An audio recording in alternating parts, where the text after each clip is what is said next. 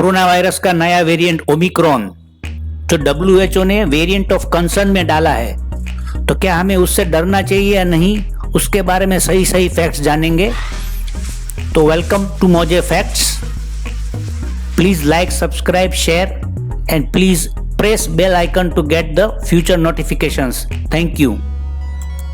Omicron ये एक SARS-CoV-2 यानी कि कोविड-19 या कोरोना का ही एक वेरिएंट है जो सबसे पहली बार बोत्सवाना, साउथ अफ्रीका में रिपोर्ट हुआ और WHO को इसके बारे में 24 नवंबर 2021 को पता चला। लेकिन बाद में 26 नवंबर 2021 को WHO यानी कि वर्ल्ड हेल्थ ऑर्गेनाइजेशन ने उसको डेजिग्नेट किया B11529 new strain of virus और उसका नाम रखा ओमिक्रॉन।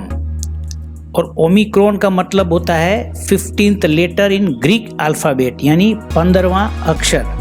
ओमिक्रॉन के लक्षण बहुत माइल्ड या कम है, थोड़ी सी थकान, बदन दर्द या सर दर्द या कफिंग जैसा तो कुछ नहीं, और ना तो कोई गंध की भावना और स्वाद की भावना यानी स्मेल और टेस्ट भी खत्म होती है, और ज़्यादातर यंग जनरेशन में होता है। लेकिन फिर भी WHO ने उसे वेरिएंट ऑफ कंसर्न में क्यों घोषित किया है, तो पहले हम वो क्लासिफिकेशन के बारे में जानेंगे। तो कोई भी वायरस के 4 क्लासिफिकेशंस होते हैं। वो एक है VOI यानी कि वेरिएंट ऑफ इंटरेस्ट, दूसरा है VOC वेरिएंट ऑफ कंसर्न, दूसरा है VBM वेरिएंट बीइंग मॉनिटर्ड, और चौथा है VOHC यानी कि variant of high consequences. Omicron के बारे में कुछ भी कहना ये अभी बहुत जल्दी होगा, लेकिन कुछ भी निष्कर्ष पे हम उतर आए उससे पहले हमें कई एक्सपर्ट्स, प्रोफेसर्स, डॉक्टर्स और साइंटिस्ट के मंतव्यों को भी ध्यान में लेना चाहिए। उसमें से सबसे पहले है राधाकृष्णन, जो एक मद्रास मेडिकल कॉलेज में माइक्रोबायोलॉजिस्ट हैं। उनके एक वेलकमिंग और पॉजिटिव नोट ऐसा है कि Omicron is a combination of alpha, beta, gamma, delta variants of corona mutated, यानी कि ये सभी वेरिएंट्स का एक म्यूटेशन है।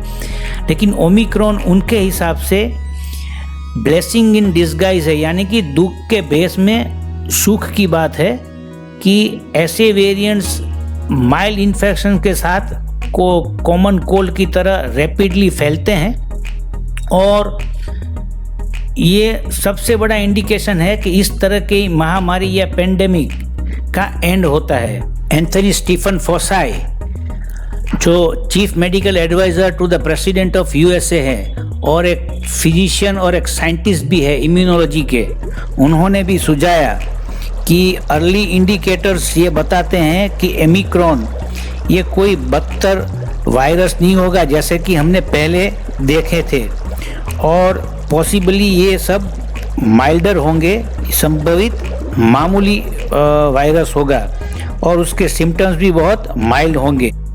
CNBC भी ये टिप्पणी करती है कि कुछ भी कहना ओमिक्रॉन के बारे में बहुत जल्दी होगा, मगर इनिशियल एनेक्डोटल एविडेंस यानी कि शुरुआती वास्तविक रिपोर्ट्स ये हमको आश्वस्त करती है कि ओमिक्रॉन से होने वाली बीमारी बहुत माइल्ड होगी या इसके सिम्टम्स बहुत माइल्ड होंगे।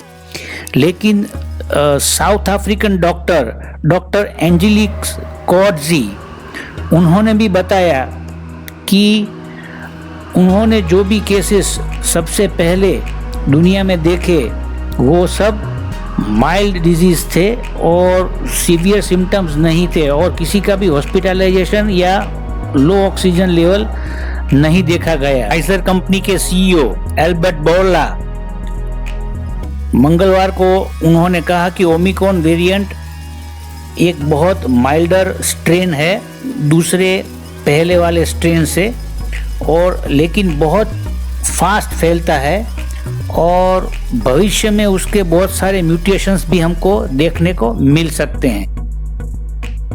पूरी दुनिया में चली ओमिक्रॉन के आंधी की वजह से कई शेयर मार्केट्स और स्टॉक मार्केट्स बाउंस बैक हुए या गिर गए और कई देशों की फ्लाइट्स भी बंद हो गई।